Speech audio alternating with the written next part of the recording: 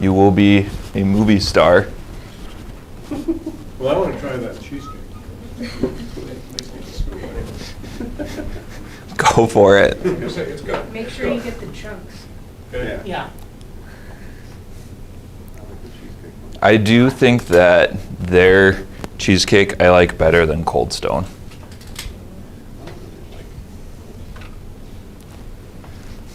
I've had like really good, like fresh stuff, and like anything that's like Cold Stone or some sort of chain like that, it's disgusting to me. That's why I like this stuff. If only. If only. I wish I was. Cold Stone, when they like, they mash it up so it gets like softer. That's a great idea. Yeah, places serve it, like this stuff is also better. I think it tastes better when you serve it at their temperature. Like if you put it in the freezer, it gets too cold. But that's life. All right, well tonight we have a little bit of a short thing. I'm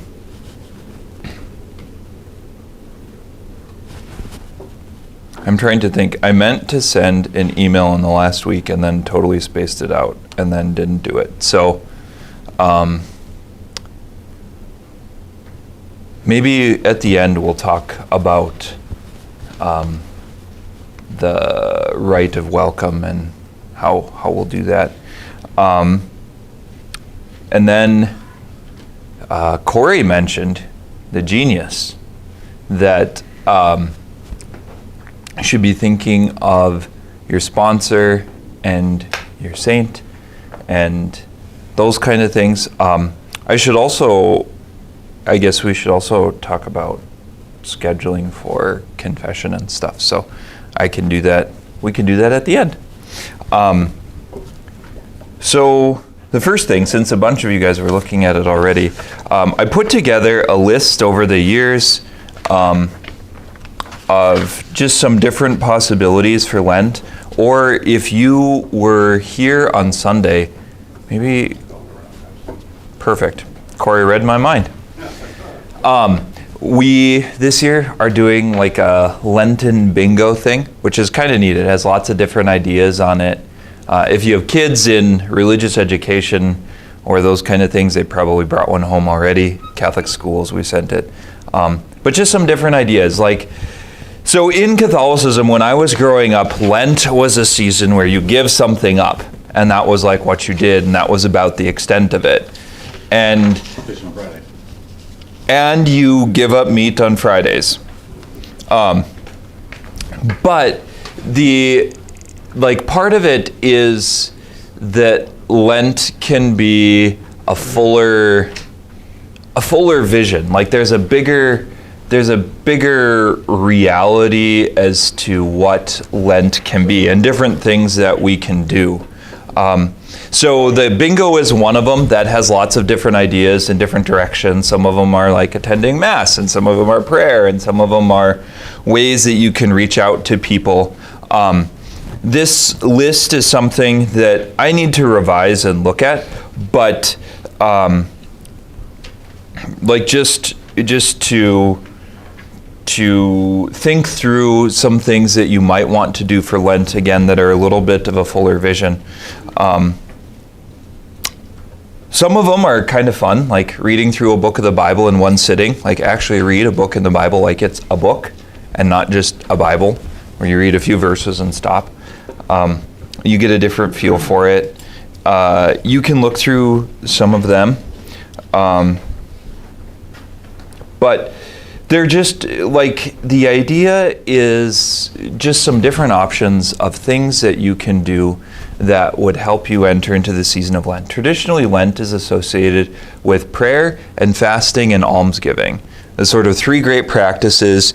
They're the practices of Jewish piety. The rabbis talked about them as the pillars that hold up the world. When Jesus gives his Sermon on the Mount, actually prayer and fasting and almsgiving is what he talks about as well. So he talks about,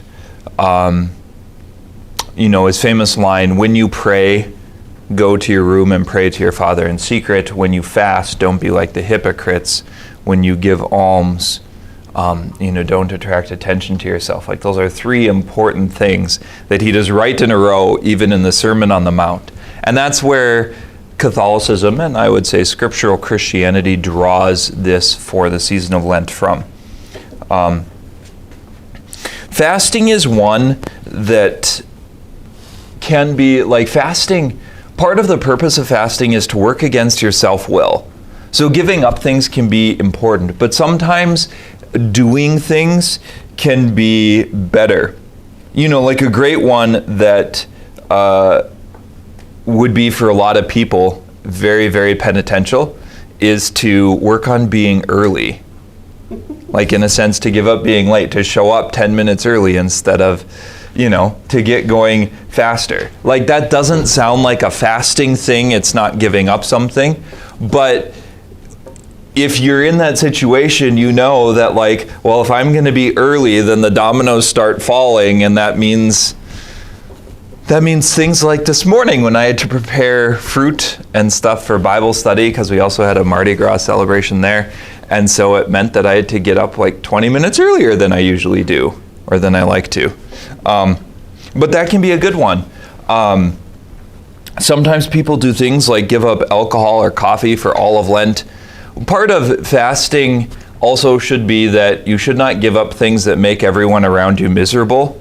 If you turn into a monster, you're not gaining spiritual benefit. Like, oh yes, I gave up my favorite thing in the morning, like my morning cup of coffee, and now I chew everyone out as soon as I get to work, all day, every day. Like, it's maybe missing the point. One of them, like for instance, that can be really, really helpful is to switch hands you use for eating. If you're like a right-handed person and like your fork in your right hand, switch it to your left hand. It'll drive you ballistic. It's really great fasting because, again, it's a mortification of self-will. And fasting is something that I would say in our culture, we have to work on and be more intentional about because it doesn't come as easily to us. You know, sometimes people give up eating out for Lent. That can be a good one. Giving up a dishwasher, I feel like that would be, maybe hell freezes over, but you know, that's why there are ideas. You can think about it. Driving the speed limit would be another good one. That would be like just nerve grinding, right? But again, you start to see it. You start to get a feel for the most important part of fasting is the mortification of self-will. It's death to self. It's not just what you give up, but it's like, you know, the kinds of things that are going to feel to you like sandpaper. Then you're on the right track for fasting. Almsgiving, volunteering, reaching out to friends. Like, I think a really good penance or a really good thing for the season of Lent can be, you know, think of 6 friends that you haven't talked to in a while and reach out to one of them each week. There's 6 weeks, 6 Sundays in Lent before Palm Sunday. So, you know, that would be a good idea. You can certainly make a donation to a food bank or the St. Vincent de Paul Society. Sometimes there's people, for instance, that one of the most penitential things they could do is eat breakfast in the morning before they leave for work. Because there's all kinds of people that are like, oh yeah, I get up, have my cup of coffee and go, instead of just sitting down to eat breakfast. You know, praying when you wake up, praying before you go to bed. There's lots of different ways to work on it. So these are just some ideas to help you think about and enter a little bit more fully into the season of Lent. You can also use the stuff on the bingo sheet. You know, that has a lot of different ideas as well. And it's built kind of on the same model of looking at not just giving up something, like I said. That, for the season of Lent, isn't very hard sometimes. Like as a kid, you know, I would do things like give up chocolate, give up soda, that's a common one. And for young kids, maybe that works out okay. But you also can't give up things that aren't really part of your life. So in a sense, like for instance, I couldn't give up pop right now. I couldn't give up soda because the number of times a year I have it is like 5. So there would be no purpose in giving it up. It'd be like, oh yeah, well, another month without it. Now, if I did something like give up kombucha, that would be a lot harder. That I drink on a much more regular basis. But, it's good to think about things, because sometimes people are like, oh yeah, I'll do this for Lent. And it's like, you don't do that anyway. There's no sacrifice in it for you. So those are some ideas that you can look through. Some suggestions. And sometimes you have to try them. Like, one of the best things that I ever did for the season of Lent that was absolutely terrifyingly hard was setting a bedtime. That was a very significant challenge. My rule was to be physically in my bed. I didn't have to be sleeping, but I had to be physically in my bed. What did I say that year? I think by 10 o'clock. And then we had a class at the university that was actually on Tuesday nights that was from like 7:30 to 10. And so it was, or maybe it was 7 to 9:30, something like that.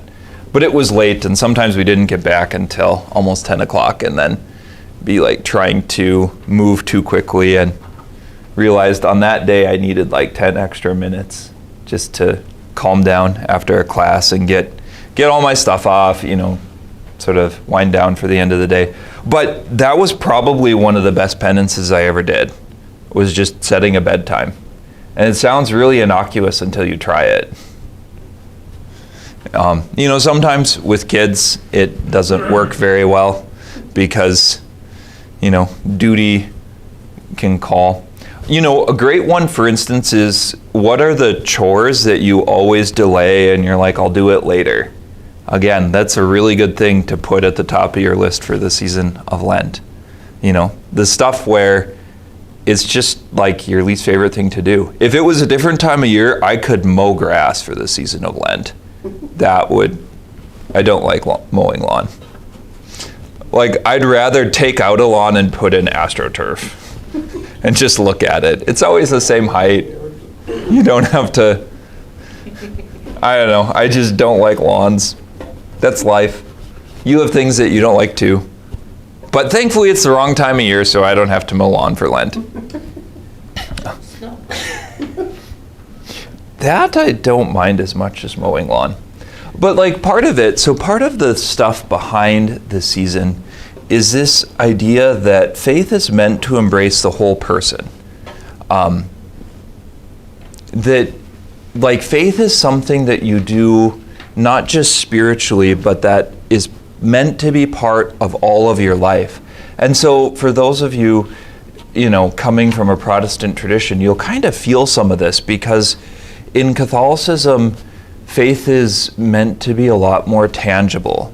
Like, you touch it, you feel it, you receive the Eucharist, that's something you eat. Sometimes Protestant churches will offer Holy Communion, and that's fair enough. There's a little bit of it. But Protestantism tends toward a kind of spiritual vision of how faith works. Like, faith is something interiorly that you have in your soul. Faith is a spiritual practice. So when you want to worship God, you sit with the Bible or you sit and pray. And there's a goodness to that. We need that. We don't want to lose sight of that. We want to keep that kind of in the middle. But one of the things, if you haven't done it before, I would encourage you at least once to come to Stations of the Cross on a Friday. We have them on Fridays at 5:30. Because at Stations, there's a lot of standing, genuflecting, kneeling, and it's a lot more physical form of prayer. It might not be your favorite, but again, it's trying to bridge that gap and bring together things that faith is a whole person thing. So praying with your body and posture. We have a different sensibility about that than maybe people did in the past. Certainly Protestantism has a different sensibility about it than Catholicism. But the idea behind it is that you can pray physically, and that's not something we're as used to. Part of me likes the Orthodox world, so they have things like the Great Canon of St. Andrew, they call it, which is, I think, about 40 minutes long, and it has a bunch of prostrations in it. Like you say a prayer, you kneel down, you lay prostrate, like flat on the floor, you stand up, you pray, you kneel down, you lay prostrate, and it's this repeated motion. It's not my favorite thing, not my favorite way to pray. I find it a little bit distracting. But I think it's really, really good for us because it helps break out of this kind of cultural mindset that faith is something you only do in your soul, that faith is something you only do in your spirit. The idea is that Christianity, our Christian life, is meant to take root in everything, in all of the aspects of our life. It's meant to change the way that we go to bed and the way that we wake up and the way that we prepare food and the way that we work with the people around us and honoring other people. It's meant to change the way we think about ourselves and the way we interact with the world. So like one of the great places where this can start is with the sanctification of work, that in what you're doing to offer your work, particularly the sufferings and the challenging things into it, as an offering to the Lord, to make that a sacrifice, a real gift. That's one of the traditions of a morning offering, that as you set forward into your day, you offer to God all of the works of your hands. And then, I think this takes a bit of cultivation and a bit of practice, but to try to intentionally make what you're doing an offering to God. And sometimes that means like your least favorite part of your job is sending emails. Try to send the best emails that you can as a way to honor our Lord, as an offering of your heart. You start to see how once you kind of get the mentality of fasting and rejection of self-will, there's a lot of mileage you can get from it, because we all have things in our days and things in our work that either we just don't think serve a purpose, like filling out this expense report that you have to put all these things on and who cares, no one looks at it anyway, those kind of things. But to see that as a way that you can honor the Lord, as a way that you can give yourself to Him. That's like the sanctification of labor and the work of your hands. Now, it's not always easy, and part of the idea of making an offering of your day intentionally is that you'll probably forget in the middle of the day. You know, time will start going by, you get busy with things, and you don't always take a step back to intentionally offer things to the Lord in the middle of it. But you can, and I think this is meant to be a habit that we cultivate. And whether it's interactions with difficult people or it's, I think of it like being stretched for glory. It's a great concept that in a way our hearts don't love enough. Like we're not like God enough that we have to be stretched. We're like a pot. And He pours a lot of water in and it has to expand for the capacity of His heart. One of the ways that this, I think, takes root is in this idea of the sanctification of work, is trying to make our labor and our things that we do an offering to the Lord. So there are some physical things. I mentioned Stations of the Cross, like praying with images or icons is this physical sense that you can also use your sight, that having things to look at is important. Things to touch or feel, like a rosary beads or a set of prayer beads, even if you don't say the rosary on them. Like those kind of things help activate, help engage one of your other senses when it comes to prayer. Personally, I'm rather fond of incense. I like the idea that even encountering God, like it can be lighting a candle, it can be a particular kind of atmosphere that you create. Like lots of us do better, for instance, in prayer, for like as a family with kids. Oh, I could tell you a really funny story about this. But like when we would do summer camps, and you wanted children to pray, we would often light a candle and hold the candle and pass it around in kind of a dark room or a dark church. And kids are fascinated by the dancing light, and it helps keep their attention a little bit and that kind of thing. So the funny story about it, this is one of the really, really funny things in my life. So it was at one of these summer camps. We're with a bunch of kids on the Spirit Lake Reservation. We were doing a camp at Fort Totten. And we're passing around this candle to pray. And at the Indian reservation, we were a little bit more careful about giving the candle to the kids because it actually had fire and they could be destructive and some of those things. So we passed it around, we did our prayer thing, you're kind of cautious watching it as a leader. And then it was time to be done, so I handed the candle, or I must have had it in my hand and held it out to a kid to blow it out. And then I turned away to look a different direction, and he blew on it. And for some reason, my brain made the connection that my hand was on fire, and I fainted. Like just boom, over on the side.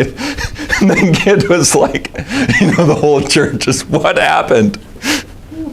He blew on my hand and I fainted because I thought my hand was on fire. And it only lasted for like a second or two, but it was a fun moment. Maybe the kid had bad breath.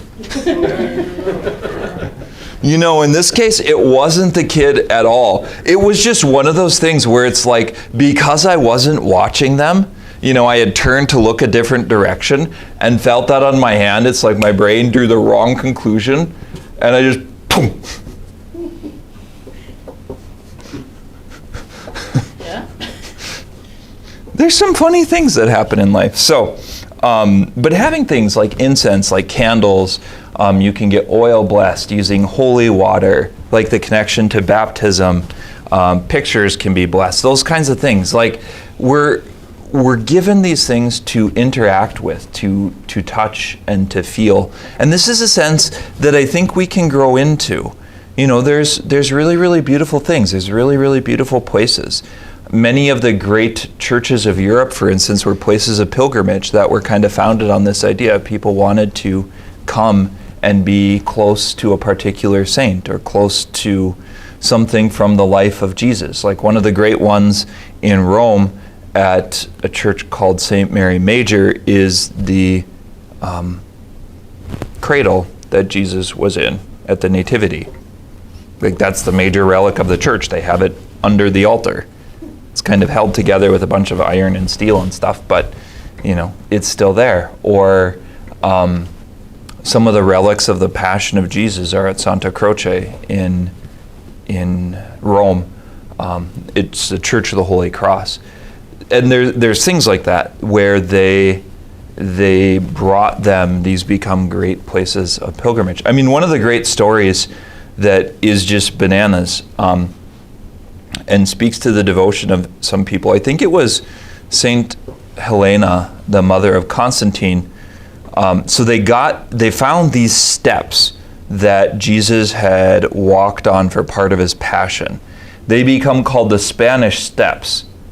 I'm not exactly sure why, but so Constantine was the first emperor. He converts to Christianity. He's sort of wishy-washy a little bit, kind of gets baptized at the end of his life, but does some really great things. His mother is a saint, and she convinces him to send her with 2 legions of soldiers, so about 14,000 men, and they make the trek over to Jerusalem to find the Holy Cross, and they do. And I think it's her, they find these steps that Jesus walked up as part of his route on the Passion. And so they decide to bring the entire staircase. They cut it out of the stone in Jerusalem and they haul the staircase all the way back to Rome. And so it's in Rome now, near Santa Croce. And they're called the Spanish Steps. I'm pretty sure that's the story about them. But it's like, they had this sense of being close to these places where Jesus was, like the places that, the stairs that he actually bled on. And so Christians would often make the Stations of the Cross on these stairs, like on their knees, or, like very, very physical displays of reverence for being near these things. And it is kind of special that you can go to places like Rome and you can see them and touch them here and now. But there's meant to be this physical dimension of faith. And that's a good thing. And it's okay to say that you need to grow into it, or it's not your favorite, or maybe it's something that you really grab onto.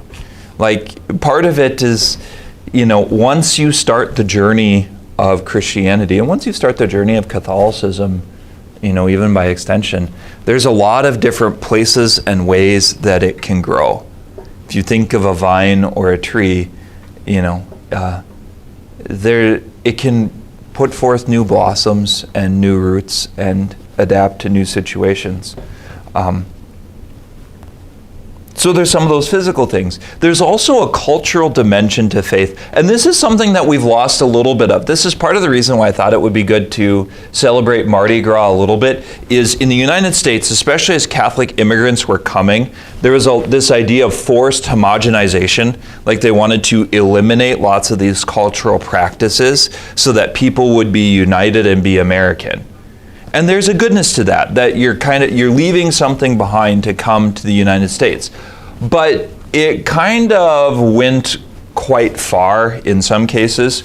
North Dakota is actually one that had some kind of Protestants of a more puritanical dimension that got into the state legislature and pushed through a bunch of laws to attack the Catholic immigrants that were coming in. So much of North Dakota was settled by Scandinavians first. That immigration wave comes sooner than many of the German-speaking immigrants who come later. And, so like there was a time, for instance, where Harvey, where I'm from, published a German newspaper. And, it was a regular thing that business was conducted in German. And that was in large part because of a lot of these Catholic immigrants that were coming in. And there were other places. There were a lot of places in North Dakota, for instance, where the only school was a Catholic school. Hankinson was one. Napoleon was one. And they pushed through laws to, first of all, like ban Catholic religious from wearing their habits or wearing like a distinctive form of clothing. So it's technically still illegal. Like if I wear clerics like this into a public school, like if I go to a basketball game, technically I'm breaking the law. I think it's actually a felony. Felony? What? From the federal government? I don't know. No, felony I don't is know. like anything that's a year in jail or something. But it's like, on the books, it's a fairly significant crime. It hasn't been enforced in decades, but it is, like, it's still on the books. Like that's just part of North Dakota's history that we have to wrestle with a little bit. And so part of it in our time, I think this is one of the really important things that I would encourage you to do, is that it's good to have a sense of like family devotions or things that are important to you. Feast days, maybe of saints, particular mysteries in the life of Jesus that you celebrate. Whether you look at some of the cultural things from your own past, like the Scandinavian or the Germanic, in a lot of cases they have special desserts that they would make for this day that are very traditional. Special things that you always make for Easter or you always make for Christmas. That kind of thing. Like, it's good to have a personal sense of connection with God and things that are important to you. And that's something that I think we have to cultivate and develop. Sometimes people end up, choosing to celebrate kind of like a birthday or a special day, the patron saint that they choose for confirmation. If you choose a saint, like sort of putting that day on your calendar to celebrate every year. Sometimes people choose, like there's particular mysteries in the life of Jesus that might be more significant. Or you find a particular devotion that you like, the Sacred Heart of Jesus. I mean, there's a number of them. But the sense of faith animating culture and faith animating practice, I think is something that we have to recover. And there's beautiful things to this, like for people that work with their hands, to have a time of year where you ask for the blessing of your hands by a priest, or like gardeners, like seed time and planting, farming. There's some more traditional ones like that, but we can expand the concept a little bit. Like the idea is, how do you make faith real and practical and touchable? And it could be saints that if you have children, that your children are named after. It could be things, that you celebrate from your country of origin or your cultural heritage, your cultural history. The great German feast day is Saint Boniface. Boniface was the sort of apostle to the Germans. He's murdered by a group called the Frisians, but he becomes one of the most famous saints. The Norwegians, it's all Saint Olaf, who was the king of Norway. They named half of the world St. Olaf's and the other half of the world Martin Luther. So St. Olaf's in Northfield is sort of the Lutheran, a nice Lutheran college in Minnesota. That's a very significant place. But there's things like that, and those are good to celebrate. Like St. Olaf he was a saint in the Catholic world. The Lutherans sort of adopted him. I don't know what the process of the Lutheran Church receiving a saint is. Sometimes they'll kind of celebrate people, sometimes they won't. But I think it's good to have these things to do as a person or as a family, just to think about some of those connections. It can be your own name, it can be people around you, it could just be something that you're interested in. But the idea is that through culture, through food, through celebration, through things like family, you connect with saints in a different way. And there's a whole truckload of new traditions and things that are being written. There's lots of really good work being done. Like, as a family, how do you celebrate the liturgical year? What does Easter look like at your house? What does Advent look like at your house? And the part of the idea is that it's okay, maybe even it should, look a little bit different than Christmas, that you should notice a difference, that it's Lent, so it feels different. It has a different sensibility about it, or it's Easter, or it's Christmas. Those kind of things. Like, the idea is that by engaging in some of these cultural connections, we find another way of connecting with the Lord. That they become channels of grace, and they become occasions to tell the story of the life of the saint, or to read from the life of Jesus, or read, the gospel, those kinds of things. And there's some really beautiful ones. There's a few that landed in more traditional Protestant circles or Lutheran circles as well. I have an aunt and uncle, and his family always read one of the stories of the Nativity of Jesus for Christmas. So if we're with them before you eat dinner on Christmas Eve, you sit down and read a big chunk of the gospel and kind of pray about it for several minutes. Like, that's a good tradition to have. And there's other ones, some of them you can integrate with modern things. There's some secular kind of things like dyeing Easter eggs, and there's ways of helping connect that to faith. And then certainly faith has its spiritual dimension as well. That's probably the one we're most familiar with: prayer, reading scripture, coming to Mass, those kinds of things. Like I said, part of the idea is that in the world of faith, it's meant to embrace all of who we are and all of our life. And so that's something that I think we have to work at and recover in our own day. Sound good?